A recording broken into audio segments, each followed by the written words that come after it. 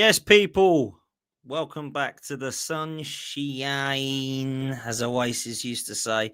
What a beautiful day. The weather is bright. It is absolutely beautiful.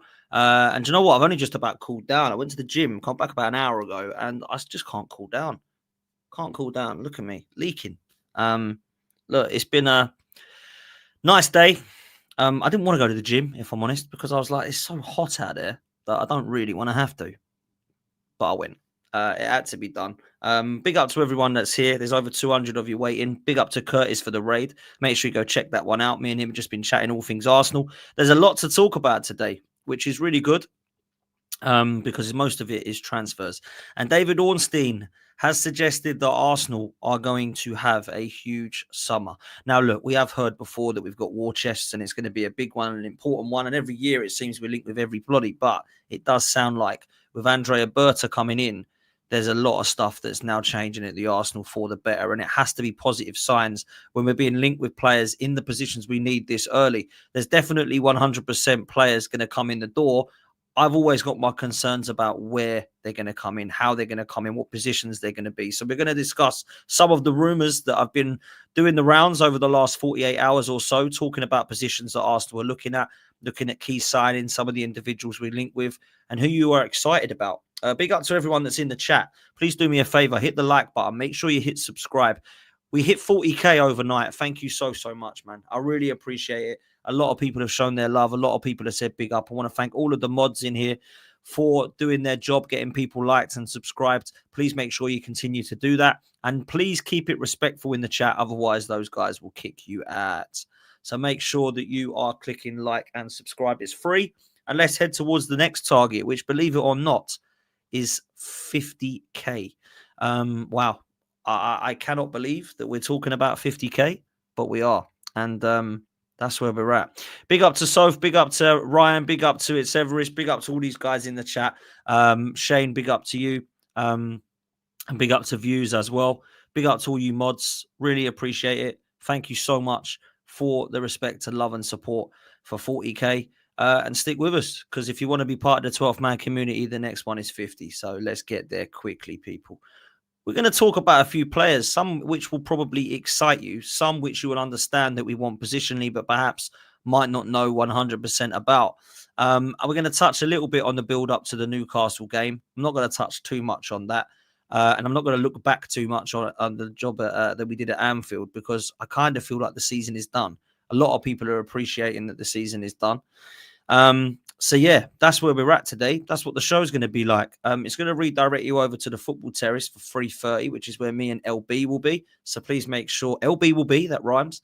So please make sure that you are there for that as well, because that's going to be a good show. We're going to be talking about a number of topics. So yeah, please make sure you do that. Make sure you check out the Race for Europe last night, where it went off. Where, to be fair, it usually always does go off. Wolfie was getting a cook in. Everyone had difference of opinion about Marinakis and the fact that he went up to, of course, Nuno and caused some problems. A lot of people have had different opinions on that. So please make sure you're there for that as well. Dan Skier, you're a legend. Dan says, congratulations on 40k. Good job, bro. Bow up for buying a flat. Unfortunately, not in North London, too far from work. Fair play to you, bro. Thank you so much for the super chat. Thanks for the congratulations. And big up to all of you guys for the super chats and comments throughout the year. It's been unbelievable. I really do appreciate it. Let's talk a little bit about what is happening in the world of transfer, shall we? Because I think this is the summer to get a very exciting name in. And I pray and I cross everything that it could be this guy. There is suggestions that Real Madrid are interested in selling Rodrygo. Now, according to Curtis, Edu Burgos is the link here, and it's a very reliable source according to Ben Jacobs. Arsenal are one of the clubs that has shown the most interest in Rodrygo and are monitoring his situation ahead of the summer transfer window. Now, a lot of people might say that this is not going to happen, and I would appreciate that there's a chance that it's not going to. However, I will say that if he is interested in leaving, Arsenal should be all over it. Now, the reason we should be all over it is not just because he's top quality. He's 24 years old. He's naturally a left winger, which people forget about. The reason he plays on the right is because Vinny's on the left. I actually believe we've got an unbelievable chance of getting him. Now, we've already let Kvaratskhelia go out the door for 63 M's to PSG, and he's won them the game against us. I do not want to see Rodrygo leaving and not coming to Arsenal. Now, we'll come on to a minute about his Real Madrid time in a bit, but just looking at this situation, Arsenal are keen to bring in a left winger. We have been linked with Nico Williams before. Martinelli and Trossard's futures at Arsenal are up in the air. Martinelli needs to sign a new deal. Trossard needs to sign a new deal. Trossard looks like he's probably going to be the most likely to leave. He's got 1 year left. It runs out in 2026. He's already rejected one contract offer. There's reports suggesting we want to keep him as a versatile player for another couple of seasons, which will see him into his mid-30s. I think he's got one move left in him, which is, of course, to either stay and sign a contract with us for the next couple of years or go over to Saudi for 35-40 million, which would be an unbelievable price for him. We bought him for 26, I think. So to make money on him in his 30s would be incredible. Martinelli, I think the only way he leaves, for me personally, is if we get an offer of something crazy. I'm talking upwards of 65. I don't think that we could be looking at asking for more money than Kvaratskhelia went for. I think Martinelli at 23, 24 has got unbelievable potential still. I don't think he's developed into the player I've wanted him to, but that's the only way I see him going. I think he will stay at Arsenal and he will sign a new deal. I don't know if he's going to be asking for more money, but he's already on 180k. That's a hell of a lot of money for a 24-year-old who is a squad player. If we start putting him on 200k a week as well, we start to make it very difficult for squad players to come in and earn less than that. So it's very interesting what happens with our left midfielders that are here. I don't think anybody but Saudi are offering 30 million plus for Trossard. And if I'm honest with you, I don't think there's any clubs at all that are going to be offering 65 plus for Martinelli. So it could be that we keep them both and add a left winger, which I'm absolutely fine with, by the way, because Trossard and Martinelli are both versatile and can play in other positions other than just left wing. In fact, I'd be more interested in seeing Trossard play centrally now because I just think he's lost his legs to be going up and down the wing now on the left. So that's where I'm at. Bringing in Rodrygo, Real Madrid, why would they sell him? People might shout. Well, there's potential for them to be selling a couple of players. Xabi Alonso is pretty much been confirmed. The new Real Madrid manager, Carlo Ancelotti, is leaving to go and manage Brazil. And he will want to mix it up a bit. He will want to bring in some players. And we all know that Real Madrid at the moment aren't interested in spending money. They're interested in getting players on a free. Trent Alexander-Arnold, Kylian Mbappe. It would not surprise me if they try and get Konate and Saliba next year and the next year after that as their partnership, because it looks like Konate is the guy they're after. Now, they are linked with other centre-halves, of course, but I think the partnership they're looking at right now, if rumours are be true, is the French partnership, which is Konate and Saliba. That's what I think they're looking at doing. Now, Saliba, we hope, stays, and we'll come on to that in a minute, but I think Xabi Alonso wants to have a look at this Real Madrid squad and think, right, who's here that I can actually get some money for? Right, Rodrygo. They're going to sell potentially him, not Vinny or Mbappe. They have got some cover, but I don't think it's the same in Brahim Diaz and those kind of names. So I think they're interested in bringing one player that's very interesting to their front line in. And Rodrygo might be the guy that's the casualty.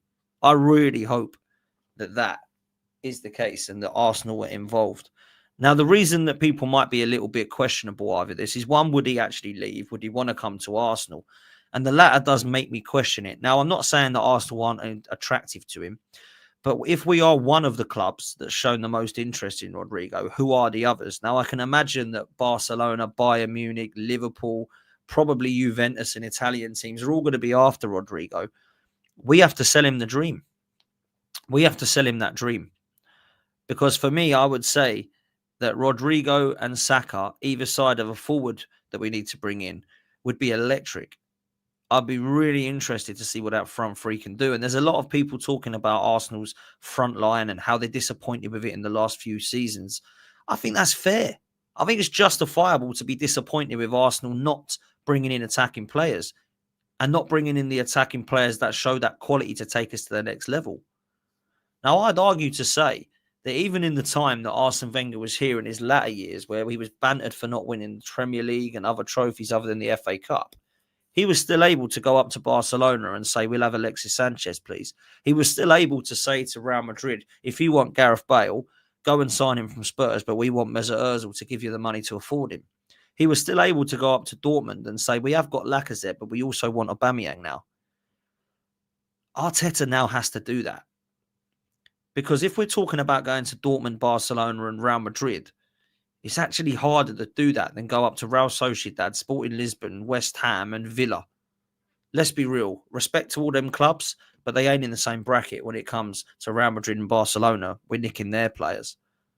So when I look right now and think there's a potential domino effect at Barcelona or Real Madrid, I need to look at this Rodrygo signing as one that's realistic, because I've been flipping and flopping about left wingers. People have said, who do you want? I said, Kvaratskhelia. Yeah, he's now gone to PSG, Dan. Who do you want now? And I literally think they're all on a level. I don't think there's one that's clearly better than the other.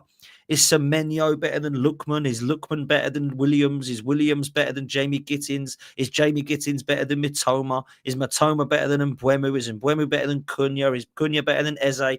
Are they all on the same level? I think they're all at similar bracket. I don't think there's one that's like, wow, he's taken Arsenal to the next level. This is the guy that I want now. The reason I haven't mentioned him before is personally because I didn't think it was realistic. I just didn't. I didn't believe it was a realistic target. I thought Real Madrid would have their front three there now.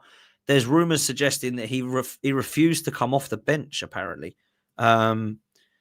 I think, or he refused to play or something at the weekend. So that's a really interesting one, if I'm honest. So I think it's going to be quite interesting to see where we go with Rodrygo and how realistic this one could be. So yeah, watch this space. I think Rodrygo would be a phenomenal signing. We're talking about 100 million euros, which is around 84 million pounds. That's an absolute steal for a left winger of that quality. Real Madrid won everything in the game, 24 years old, international. There's nothing about this signing that don't make sense. It has to be done. It absolutely has to be done. So that's where I'm at with it. That's where I'm at. Let's move to William Saliba. Fabrizio Romano has literally just tweeted something out. But first of all, this comes in from William Hill saying that Saliba, a boyhood Arsenal fan, has publicly made it clear that he wants to stay at Arsenal. However, I do think Liverpool fans might be in for a shock with another free agent departure to Real Madrid next summer. Now, as I mentioned quickly earlier, these are the two that they want as their pairing. It seems the latest links are suggesting. Konate's got 1 year left at Liverpool. Real Madrid are clearly going to be telling him to do what Trent's done, and that's leave on a free. And I believe that they're going to try and do that with Saliba. Now, he's got 2 years left, Saliba. He is going to be offered a new contract in the summer. I imagine it will be between 250 and 350 that he gets a week. I don't care what he earns. He needs to stay at Arsenal. He's going to play for Real Madrid one day, guys, whether it's on a free transfer or he plays for 150 million for him. Whether he's 26 or 28, he will play for Real Madrid because he's that good. But I need him at Arsenal for a few more years yet. I really do. So that's where I'm at with it, if I'm honest. Let me just bring up what Romano has tweeted because it is about Saliba. Well, it's not just about Saliba, in fact. It is also about Dean Huijsen, who I was going to bring up and mention. So look, Romano has literally tweeted a minute ago, Real Madrid have Dean Huijsen, William Saliba and Ibrahim Konaté on their shortlist for new centre-back. Huijsen has a £50 million release clause and he's keen on joining Madrid, waiting for the club to move whilst Chelsea and Liverpool keep pushing. Saliba, the dream target for present and future, but currently considered too expensive. So that's interesting there, isn't it? Because there's quite a lot happening. So Real Madrid see William Saliba as the dream target. We knew that. That's no shock. The priority has always been William Saliba. They want him. They believe they can get him at some stage. But right now he's too expensive. And that's because he's under contract with Arsenal for another 2 years. It does sound like he's interested in staying, and it does sound like he's interested in signing a new deal with Arsenal. What I will say is that needs to happen this summer. Because if Gabriel and Saliba, Martinelli and Saka decide that they're not signing, we have to make a decision about what we do with them. Because I don't want those players walking out on a free. Martinelli, 65 million or a free, you take 65 million. Saka, 150 million he's probably worth. Saliba's probably worth 100 million. Gabriel is probably worth close to that as well. These are top quality players. These are 4 of our first teamers, and they have to sign and stay at Arsenal. If you had to make a casualty, it would be Martinelli for me. Gabriel and Saliba, absolutely no. Saka, absolutely no. They have to stay. So they see them as too expensive at the moment. Dean Howson is a very interesting shout. We'll come back to him in a minute. Ibrahima Konate, let's be real. Liverpool, what are you doing? What are you doing? Alisson and Konate have got a year left, I believe. We've just had all the drama with Van Dijk, Salah and Trent. And they've got another two that have got a year left, unless I'm mistaken, and Alisson's got two. But they're looking at Mamardashvili coming in anyway to give competition to Alisson because they know he's not here for the long term. Konate, what's happening? What's happening, man? Why has he got 1 year left and he ain't signed? Why was he not signed in the summer just gone? What are Liverpool doing? And this is why I said heads should roll for this. I thought heads had rolled. They're still doing it the same. What's going on, man? What is going on with Liverpool? Why are they letting these players run their contracts down? Now, there's rumours and suggestions that Jeremy Frimpong is going to be signing for him. I'm a big fan of him. I think he's been great for Bayer Leverkusen. He's certainly good going forward. Whether or not he's good enough defensively, maybe they've got another potential Trent. Well, if he's half as good, they'll be happy. But what I'm saying is that looks like they're bringing him in. But what's happening with Konate? Do Liverpool sell him to Real Madrid this summer? Do they say, no, we're keeping him and letting him go on a free? Does Konate say, I don't want to go, I want to stay here for a year and go on free? What happens? This is what happens with Real Madrid. They are absolute nightmares. Absolute nightmares.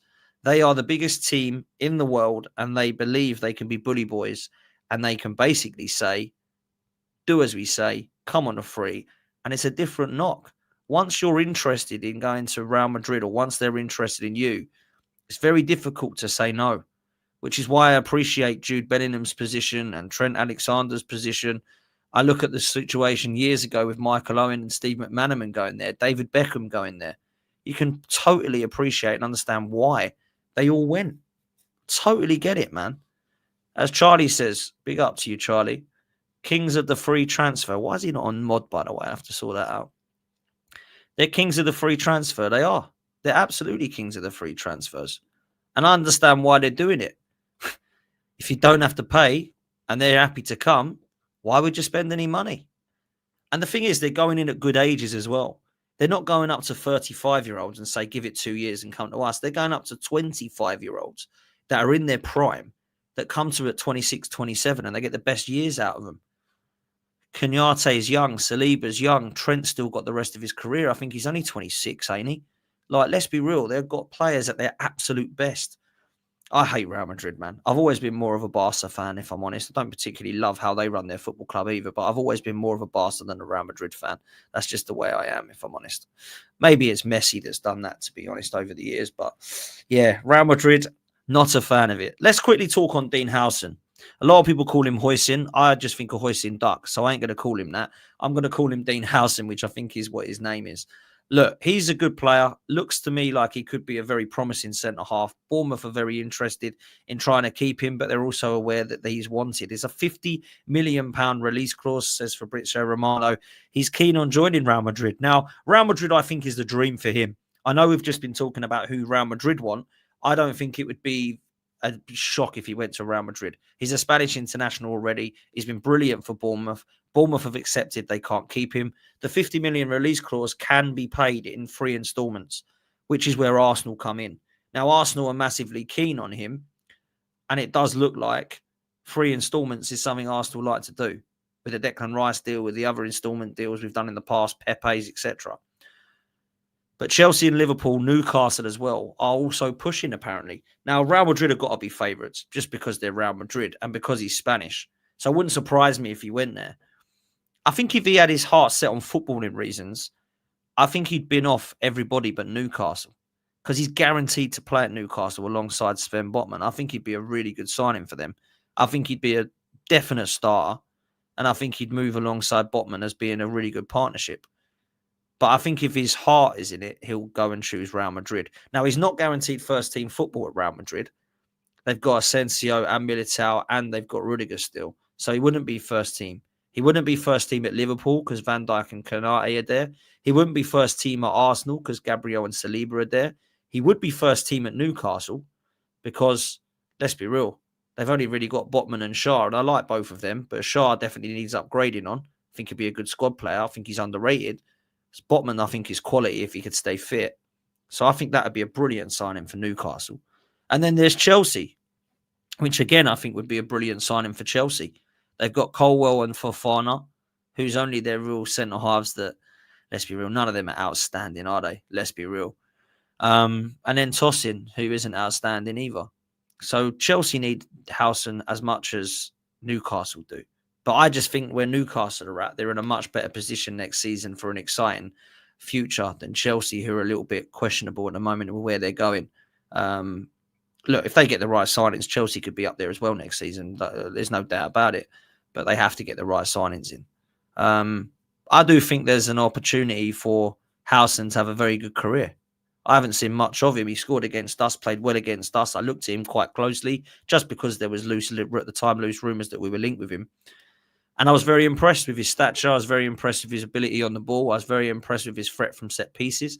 I was very impressed with how he's improved Bournemouth sides defensively, which is a side that I've been a big fan of. But defensively, I'm not too sure I'm a huge lover of. I think at times they can get caught out. So, yeah, that's where I'm at, if I'm honest. So I think that Saliba and Gabriel, it's going to take a lot for them, if I'm honest, to be pushed out of the side. Now, people have suggested Gabriel could go to Saudi ahead of Saliba or go into Real Madrid even. I'll be very, very disappointed if that happens. Very, very disappointed. If we're in a position where we're allowing Gabriel to leave to go to Saudi, I think we're going backwards if that happens.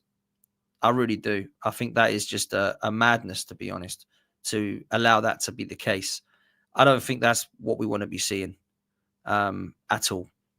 So look, that's where I'm at. Next bit of news. I'm going to go through AFC stuff because I'm a fan of that at the moment, and then I'll bring you some dedicated news. Some of this may cross over a little bit. But the next person we're going to talk about is a player that is at Arsenal, Max Dowman. Now, he scored 2 goals. I'll show you here. I shouldn't get copyrighted for this. The guy looks ridiculous, people. He looks absolutely phenomenal as a footballer. I have not seen someone at 15 look this good. I've not seen someone at 15 look like he is a 25-year-old playing against 10-year-olds. He's waltzing through the honestly, if you've not seen Max Dowman play, watch his clips for England and Arsenal. Looks unbelievable. Absolutely ridiculously good. I've never seen anything like it. He scored 2 goals, including the trademark Maisie run, which you've just seen, for the under-18s, which ended their season on a high. 3-0 win away to Aston Villa. Dowman scored 2 goals, and Zekovic John scored as well. Look, Max Dowman, I believe, will be incorporated into the first team next season. I think Arteta wants to do it already, or has wanted to do it already, but through legalities, he's not been able to. So watch what happens with Max Dowman next season. People, there's over 900 in here. Please do me a favor and hit the like and subscribe button. It's free. Yeah, it's just 2 buttons to hit, and it means a lot to the channel. We're pushing on to 50k now, so let's make sure we do that. Max Dowman, to me, is the best that I have seen at that age come through Arsenal. I'm not going to say ever, because I've not seen Messi at 15. I've not seen Lamine Yamal at 15. And I didn't see Rooney's and Owens and the other English talents that's come through, Foden's, etc. at 15. But this kid at 14, 15, when I started to hear about him, I thought, wow, they did a show on him when he was 14, because I started to watch him and thought, this is ridiculous. I've not seen anything like it. Arteta's a huge fan. I know as well that there's other clubs that are interested in him, because obviously there's this scholarship situation, and then you've got to try and sign a professional contract. Clubs start to hear about you, and they go over to look at that scenario as saying, yeah, this is the player we want now before he gets to 17 and can sign a professional contract. They're all looking at him. Real Madrid, I'm sure the other English clubs are looking at him. He has to stay at Arsenal. He is an Arsenal fan from what I understand. He's from my neck of the woods in Essex, so big up to him.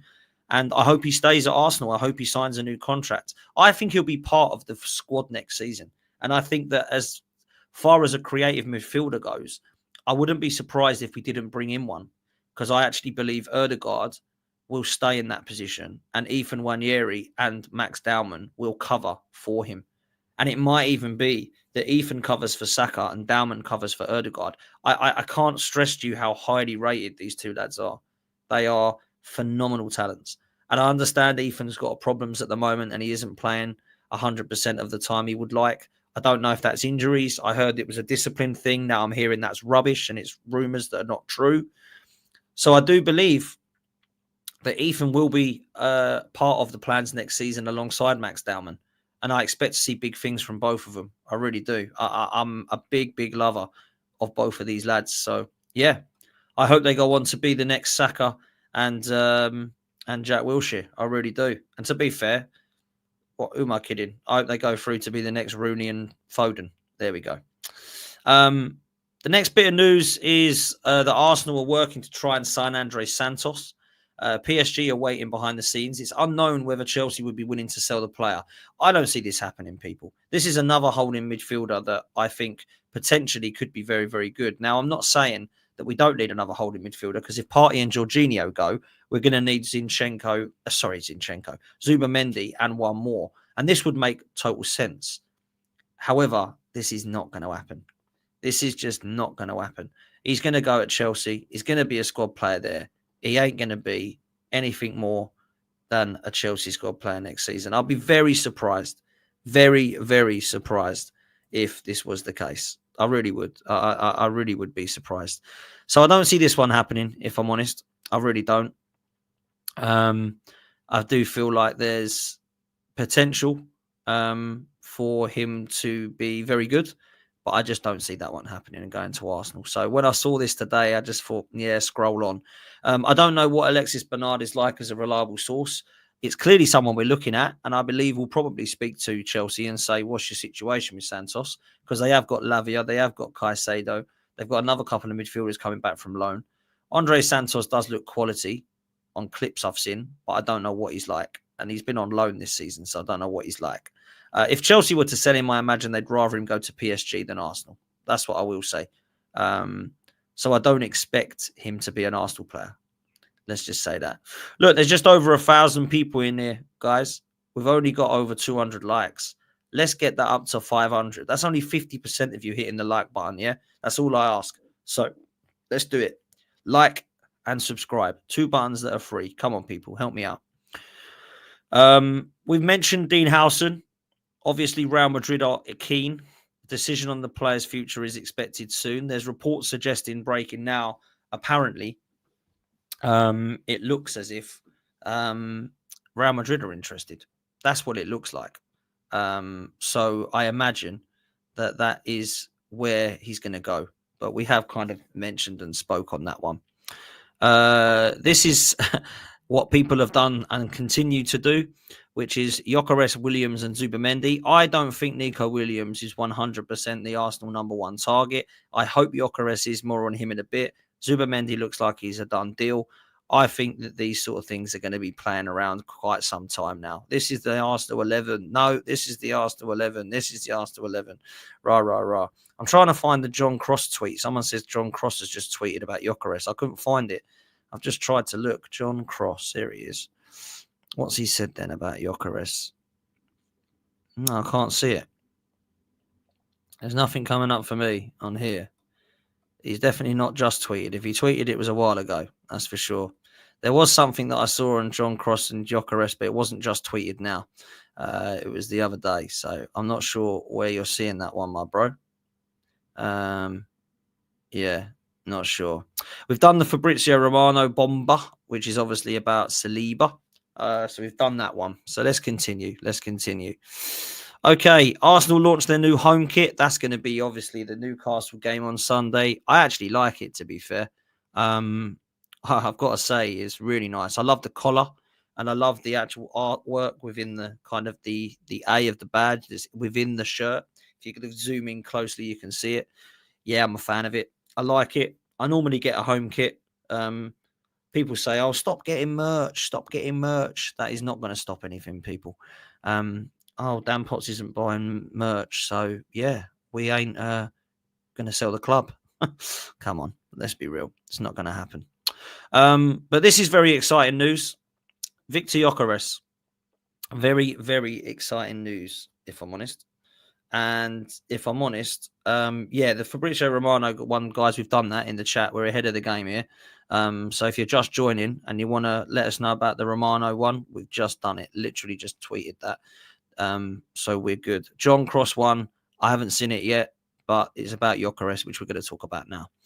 So Arsenal have made Gyökeres their top striker target for the summer transfer window. Sources have told Football Insider. Now, I really pray and hope that this is true.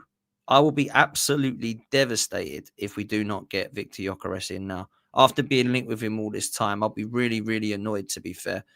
I do not want to see anybody with Viktor Gyökeres other than Arsenal. I've got to be real. I just don't. I just don't want to see it. To be fair, I'm a huge, huge fan of Viktor Gyökeres. He is the absolute number one target for me now. This is from John Cross, which I think is potentially what you're talking about. This come from John Cross, but it was a while ago now. It was today at 2:06. Is it today? Is it the 13th today? Yeah, so it was literally at 2 p.m. Apparently, Gyökeres would command a contract well in excess of £200,000 a week to make him one of Arsenal's top earners. Let him have it. Let him have it. £200,000 a week for a striker who's that prolific is definitely, not a bad bit of business. On top of that, they're suggesting his release clause has now gone down from £84 million to around about 65. Now, that for me, they're willing to sell him for 65 million. It's an absolute steal. And I'll go on further. If we've got 85 million that we can slap down on Rodrygo and 65 million that we can slap down on Gyökeres, I'm happy to spend 150 million on these two as opposed to 150 on Isak. Let me just say that. We have a front three of Gyökeres, Rodrygo, and Saka. That is absolute killer up top.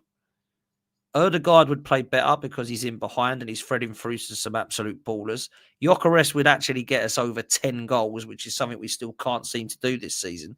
Saka, without his injury, we know what he can do. He's delivered 15 goals and the goals and assists of around 30 in the last couple of seasons that he's had. Rodrygo would probably add that on the left-hand side as well. This could be phenomenal, mate. We've got that front four. We should be scoring goals. If we can't score goals with players like that coming in the door, then it is a tactical problem and it is a manager issue. Because there's no way you can tell me, that Rodrygo, Gyökeres and Saka can't score goals in this Arsenal team. It would be a phenomenal front three. Give Saka what he wants. If it's 300k a week, great. Give Saliba what he needs, Gabriel what he needs. Bring in Gyökeres and Rodrygo. They're going to want 200 to 250 a week. Give it to them. Let's go next level. This needs to be a huge summer, as Ornstein's promised. Let's make sure that it's going to happen. Berta is the guy now who needs to be on the blower to these people. He needs to be speaking, if he hasn't done so already, to Viktor Gyökeres, but we believe he has. He needs to be talking about Rodrygo. He needs to be talking about who he brings in the positions that we need backup for. But for me right now, what I want to see is us very proactive in the areas that we need to sign first. So if we get Zubimendi in, which is here we go, I don't want to then go and get a goalkeeper, a backup left back, a backup centre back. And then we're like, wow, we've spent 150 million and we still haven't got a striker. I want to make sure that Gyökeres and Rodrygo are the next two signings at Arsenal. Yeah, that's what I want. Arsenal fans to get excited. What's good is we're doing things early. Andrea Berta's come in, blank canvas, fresh face, fresh knowledge, saying, right, let's start this. This is the rebuild. And I know people don't like to call it that, but it is. This is the rebuild of where Arsenal are at. They're close. They ain't close enough. Close but no cigar. Let's get them across the line. £200,000 a week for Gyökeres is an absolute steal. Nobody tell me that that is not worth doing. It absolutely is. It absolutely is. So for me, I don't see how we can't do that. I think that is an absolute must. Absolute must. So that's kind of where I'm at. With the front three. And Gyökeres being the top target, by the way, absolutely is the right thing. People who think that Gyökeres, I'm not sure about him. He's coming from a farmers league. This guy has scored goals for Coventry and everyone slagged it off. This guy has scored goals for 2 years running for Sporting Lisbon. In fact, his stats are something similar to 50 to 58 goals and assists in both of those last 2 seasons for Portugal in the Portuguese league. Sorry, for Sporting Lisbon in the Portuguese league. He's scoring for his country. He's scoring in the Champions League. And I believe he scored in the Europa League as well. This is an absolute baller. He's a bagsman who's worth taking the punt on now. When you're scoring that amount of goals and the volume of goals and assists is that much, you have to take a punt on him. People will say it's like Darwin Núñez. I think he did it for 1 year at Benfica. This guy's done it for 2 years in Portugal, 1 year in England. You have to believe that this is a good signing. The goals he's scoring are all sorts. He holds the ball up well. He's got great link-up play. He can head the ball as well. He can strike a ball. He's got right foot, left foot, and his ball carrying stats are phenomenally good. So he can drop deep and he can ball carry. He can drop dink and he can flick it on and link-up play. He can stay up top and be prolific. He can be aerially a threat. This is an all-round number 9 that we absolutely have to go and get. And I'll be devastated if he decides not to come to Arsenal. Now, a lot of people are saying that if he was to go to Manchester United, it would be a disgrace. The problem we've got is if Man United win the Europa League, they're going to be, in the Champions League, which is what he wants to be in. They're going to have a manager that he already knows in Ruben Amorim. I think personally, Arsenal, it has to be us. We have to be a better outfit than Manchester United. We have to be a better prospect. We have to be a better, more attractive offer. Manchester United are 16th in the league. Yeah, they might win a trophy in the Europa League final, but Arsenal are on the brink of winning trophies. We have to be. Whether it's with Arteta or not, the squad is on the brink of winning something big. This is the sort of impact signing that makes it. Rodrygo is the sort of signing that is like, wow, that's ambitious. That's the big, wow, Mesut Ozil type signing that we haven't had for so long. I honestly believe that he would choose us over Manchester United. I don't know that there's a definite promise that Ruben Amorim is going to stay at United for the next season or two. I think what will happen here at Arsenal is that we will go all out for him. And Andrea Berta has to work his magic now, not just for Gyökeres, but also for Rodrygo.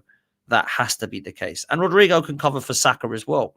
Martinelli can play over there as well. Nwaneri can play over there as well. So it's not like we need 2 wingers and a striker and a creator. We need quite a lot of players. Don't get me wrong. I think we've underappreciated the job we've got to do here. But these players being linked with Arsenal is absolutely what we want to be seeing. That is just what we need. The next bit of news is quite interesting, actually. Over the last few weeks, I've made it clear that Kiwior wants first-team football and probably will need to leave Arsenal. However, if he wants to stay, I would not care and I would not mind because he's done well. He absolutely has done well. Now, when people say Gabriel's injured and it's a disgrace and we're going to miss him massively, I don't know that we have. Look, we've missed him from an aerial threat perspective. From set pieces, I don't think it's the same. And that's defensively and offensively, by the way. But Kiwior's done well, man. Kiwior's done well. I don't think he's the best defender we're going to see in a long time. I don't think he's good enough to play first-team football for Arsenal. But you give him a run of games into this side that he can actually play there. We started to play him at left-back at times and people were wondering why. I look at the scenario of him being at left centre-back and I'm a big fan of what I've seen from him at left centre-back cover. I am a huge fan of it. So Jakub Kiwior staying at Arsenal wouldn't be a bad thing. I don't think, as a backup, personally. I wouldn't hate it. It says that Arsenal not given up on persuading Kiwior to stay. They've indicated to the players' camp that they're willing to offer him a new contract on improved terms. Kiwior's wanted to leave Arsenal for some time now as he appreciates the progress he's made at the club, but he also recognises Gabriel is first choice.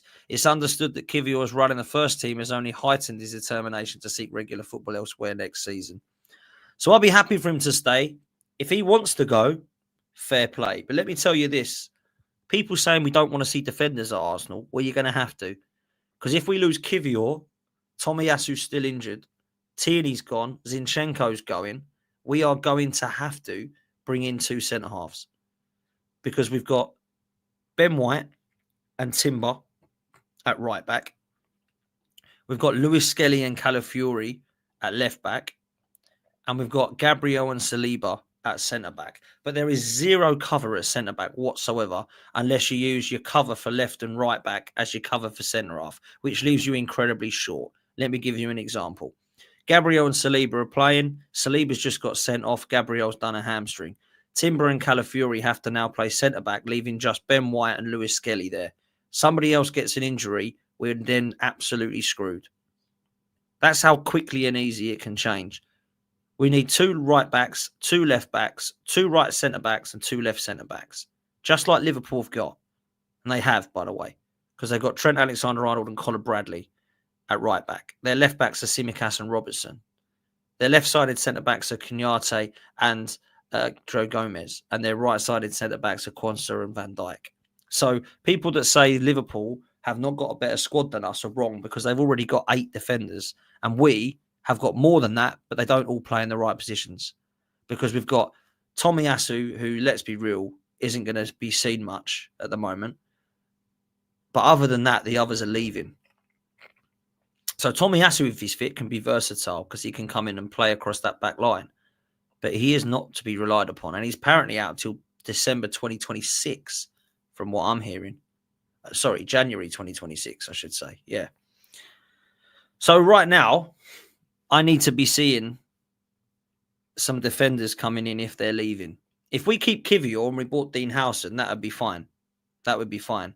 Because then what we'd have is Huijsen and Kiwior to back up Gabriel and Saliba, Tomiyasu floating, and then White, Timber, Lewis-Skelly, Calafiori. There we go. That's what I want to be seeing at Arsenal completed this summer. Not, we've only really got 5 defenders, but they all play in the same area. No. Go and buy a right back that can play right back. Go and play a right winger that's a right winger. Go and get a centre forward that's a centre forward. None of this. This number 8 can play up top, and this right back can play left back and right centre back and defensive midfield. This would, no, it don't work like that. It does not work like that. It's good to have a versatile squad, but not every player has to be. It's crazy for me. Absolutely crazy that we see it like that. I never have, never will. When we went invincible, it never happened like that. When we went invincible, we had Ashley Cole and Clichy at left back. Yeah. And when we looked at the scenario of he needs to play there, it wasn't he can play right back, left back, centre back as well. You had Sigan and Keown that backed up Campbell and Cole. That was how it worked, right? Justin Hoyt backed up Lauren. We brought in Abue at right back to cover as well. Kolo Toure played over there as a versatile option. That was it. Nobody else had this versatility. I don't know why everyone can play everywhere under this manager. It's bizarre. It really is. So that's where we're at. So that's Kiwior. Let's keep going because there is a little bit more on this. There's a lot that's come out today, actually. I will say that on Arsenal. Wenger, Coquelin, Martinelli, and then you've got David Ornstein. So Ornstein here is predicting that Arsenal have a huge amount to do in and out. Arsenal will try to be prudent with their money, but this is a massive summer coming up. Now, a lot of people believe that David Ornstein is one of the best reporters out there, one of the best journalists out there, one of the most reliable out there. If he is saying that this is the scenario, that Arsenal are going to have a huge summer, a lot of people will believe in that. I'm not going to say he's the most reliable. I'm not saying he hasn't got anything wrong before. But is that really a massive piece of shocking news? Arsenal need to have that big summer. They absolutely need to. I don't believe there's any kind of way, personally, that's needed. I think everybody knows it's a huge summer. Everybody knows. So that one's really interesting. Let me just share this from Fabrizio, which has just come out a few minutes ago. He's actually got a little bit more of a tweet about Dean Huijsen. This come out earlier. So this is the new bomber. Real Madrid know the player dreams of the move. Internal talks are taking place with Xabi Alonso on a new centre-back. Chelsea, Liverpool and Arsenal are ready to trigger the release clause. Getting the deal done this month, trying to agree with the players' camp. The race is open. So there is a massive race for Dean Huijsen here. Absolutely massive race. Real Madrid are favourites. I think he wants to go there. He's Spanish, and I think they'll target him. Chelsea, Arsenal, and Liverpool all interested as well. I believed that Newcastle were, but it sounds like now Romano is saying it's just Chelsea and Liverpool and Arsenal. And we're ready to trigger the release clause. Now, this release clause can be paid in 3 instalments, which is something which will definitely please Arsenal, Liverpool, and Chelsea. Real Madrid and Xabi Alonso, they're pretty much, Xabi Alonso's not even got his feet under the desk yet. And they're talking about signing him. Now, the race is open. Bournemouth can't do anything. £50 million is going to be triggered. And then he's going to make the decision. He is. Sophie's saying Newcastle have pulled out. I didn't realise that. For me, it's a really good opportunity for us to go and get a centre-half cover. I think Real Madrid is probably where he's going to go. And that could be good news for us. If they were to get Huijsen, or Huijsen, whatever you want to call him, and Konate, maybe they might give up on Saliba, particularly if they're good. If they still got Rodrygo, Militao, and of course Sensio, they might then say, do you know what? We've actually got enough here now and it's looking good. I don't think they will because I think Saliba is levels. However, it could be good news. I'm trying to be positive. I'm trying to be positive. So let's see. Let's see what happens. Could be very interesting. That's for sure. That's for sure. Okay. The other bit of news that I wanted to bring to you was the goalkeeper situation at Arsenal. Now, a lot of people are talking about how we need a new goalkeeper to back up Raya, and that Pedro Neto is the guy that's there at the moment who could be leaving, or he's going to go back to Bournemouth from his loan deal. Apparently, Miguel Delaney has stated that Arsenal are close to signing the Espanyol goalkeeper Juan Garcia as a challenger to David Raya. Now, I do not know anything about Juan Garcia, Joan Garcia, whatever you call him. I do know that he's highly rated over in the Liga. I do also know that we've been interested in him for a while. That's the only info I know on it, people. If we're going to get him, he's going to be back up for David Raya. But actually, I think next season he'll probably play in a few games. Not Premier League games all the time. Maybe he'll get a couple. I do think he'll play in the League Cup games, and I do think he'll play in the FA Cup games, which is something that we haven't done for the first time in quite some time, for a while now. We actually bought Neto when he was cup tied. So therefore, Raya had to play all the games. There was a couple of games, I think, that Jack Porter played in goal. Setford had played, I think, one game. So now what we need to do is look at this goalkeeper situation. Now, I can see that Grant in the chat saying Ramsdale 2.0 incoming. I don't think it will be that. I think he's aware that he's coming in as the number 2. He's not trying to be the number 1. Well, he's trying to be the number 1. That's the wrong thing to say. But he's not expecting to be number 1. I think there's a difference. David Raya coming expecting to be number 1. Ramsdale was upset. David Raya's number 1. I don't think Joan Garcia is coming in to take his place. I think he's coming in to try to and compete with him. But I think Arteta is happy with David Raya. I do. Do I think this is a good signing? I don't know. I hear good things. It's a lot of money for a backup goalkeeper, if I'm honest. I think he's 22 to 25 million euros. So it's not like he's going to be a £5 million player. I've always said you need a goalkeeper. That's your number 1. And the backup goalkeeper needs to be an experienced head. I always use Kasper Schmeichel as a kind of example. He's over, obviously, at Celtic now, so I don't think he's interested. But somebody like that coming in would always be good. I remember Chelsea buying Mark Schwarzer. I thought that was a really good bit of business. I remember years ago we bought Mark Poon, which I actually thought was a good bit of business, although he didn't actually, probably bought him 5 or 6 years too late. But that kind of goalkeeper is needed, in my opinion. When you've had Cech and Courtois together fighting, and Ramsdale and Raya fighting, and even at Arsenal, we've had it a couple of times with Cech and Leno, Leno and Martinez. We've had it a few times in goal. You can't keep 2 goalkeepers of that quality happy. You just can't. So that's where we have to be. Joan Garcia would be a good signing. So it sounds like we want a goalkeeper, a defender, a midfielder, and a left winger and striker. In my opinion, they're the 5 we'll get. I don't know if we'll get any more, but I think those 5 are the ones that we will get. I really do. I don't think that we'll go and get 8 players like some people have suggested. I said that I think we need 6 or 7 players. I don't think that's wrong. I do think we need 6 or 7 players. A lot of people have said that, there's an opportunity for us to go and get this left back, this centre back, this right wing, this son. But I think what we need to do is we need to look at the areas of importance and priority first, and then look to see if we can strengthen depth after that. So if Joan Garcia is coming in, he's clearly going to be a backup. If Dean Huijsen or one of the other defenders is coming in, he's clearly going to be a backup. Zubimendi looks like he's going to be a starter. He's come in. Gyökeres would be a starter if he comes in. Rodrygo would 100% be a left winger starter if he comes in. After that, you might want to look at a couple of other areas. You might want to see if your backup to Saka is strong enough. You might want to look at your backup to Odegaard and see if it's strong enough. You might want to make sure that you're happy at left back for the third and final time. But other than that, I think we're kind of there, guys. I think we're kind of there, to be fair. Ornstein has had a couple of bits that he's reported in his chat that he had there. We might as well report some of that. Kieran Tierney looks like he's leaving. Zinchenko available for transfer. So, yes, you've guessed it. There may be a left back who comes in. Now, I can't believe that we're looking at another left back again. I think Calafiori and Lewis-Skelly are clearly the two left backs that Arteta wants now. But if Lewis-Skelly was to be promoted into midfield, then we would actually need another left back if all of them were to go. Timber can play there, Tomiyasu can play there, but are they actually, is that actually going to be viable?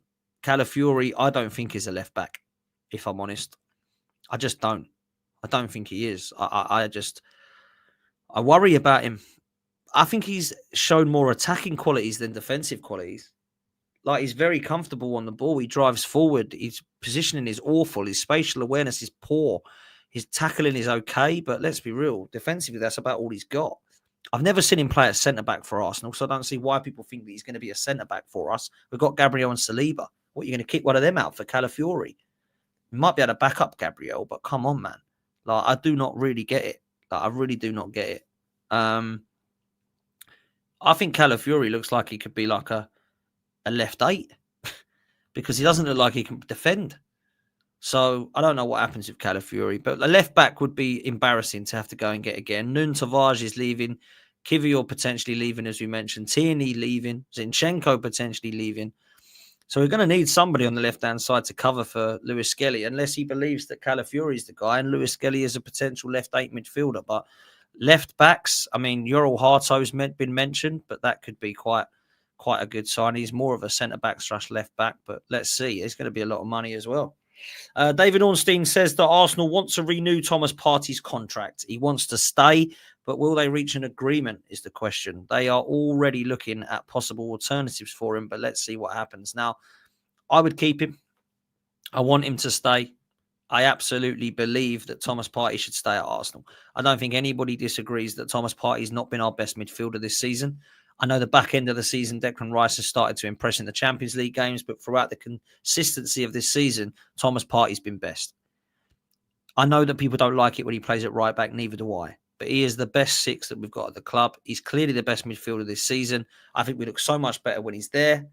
And if I'm honest, I don't know why anyone would want him to go. Give him a new contract, 1 year with another option. Keep him on 250 if you have to, if that's what he wants. If he could come down a bit, brilliant, but I don't think he will. And you play him as backup to Zubimendi. So we'll have Zubimendi and Partey, and then Rice and Marino as our 6 and our 8s. Now, I'm not too sure about the 8 position. I personally would like to see Reinders coming in, and I'd like to see Rodgers coming in, or Alex Baena coming in to give cover to Ødegaard. But we haven't got 500 million. We've probably got 300 plus player sales, but we just need to be a little bit realistic, I think. But I think Partey should stay. I really do. Sammy Mockbells also stated that Declan Rice and Timber, injury news. Rice missed the trip to Liverpool on Sunday with a muscular issue believed to be a hamstring strain. It's understood Rice is recovering, and while there's hope the injury is not serious, club medics will not take any unnecessary risks with the player. Let's just be honest. Declan Rice and Timber don't need to play again. Not this season for the next 2 games. I don't want to see him. I do not want to see him. I do not know why we would have to play them. For me, you look at that scenario, Timber and Rice, they both need resting now. They both need resting. I don't want to see him, man. I just don't want to see him. Play too much football. Rice, Timber, and Saliba are the 2 that I was worried about. 3 that I'm worried about. Rice, Timber, and Saliba.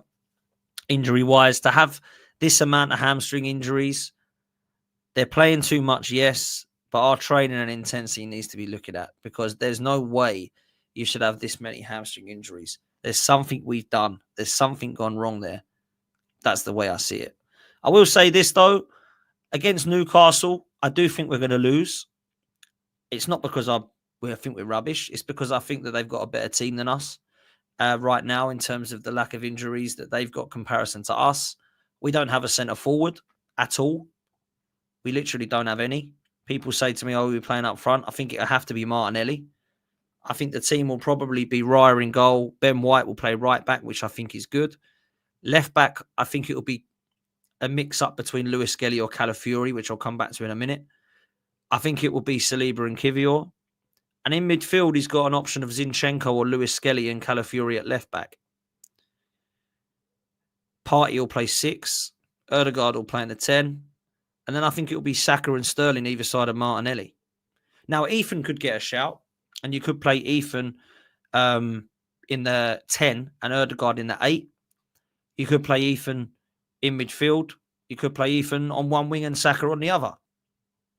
But he doesn't seem to like Ethan at the moment. Maybe he's not 100% fit, but something's going on there. Why is he not getting more game time? It's silly. Calafiori at left back could allow for Lewis-Skelly to play in midfield in that left 8. That could be an option if you don't want Zinchenko there. So I think you've got to be really questioning what we do for this game. I think Newcastle will have too much for us. They've beaten us 3 times already, people. Unfortunately, I think it's going to be a 4th time, and I think we'll lose the game 2-1. I don't think it matters massively if we don't get second. Some people want it, and I'd want it as well. But I don't really look at it and think, wow, oh my God, Newcastle are a much better team than Arsenal. Now they've come second, because we've got some problems at the moment with injuries. We just don't have the squad at the moment. Marino suspended means he can't be up top. Trossard injured. He can't be up top or on the left. Marino can't be in midfield because of that option. Jorginho's still injured, I believe, or not 100% fit. Rice is now injured, so therefore Partey will be the 6 because we don't have another one. The 8 position is up for grabs. It's either Zinchenko, Lewis-Skelly, or Nwaneri. So that's the question mark there. Left back, Lewis-Skelly or Calafiori. Left wing will be Sterling, I think. Or it could be Saka and Ethan Nwaneri on the right, or Nwaneri on the left.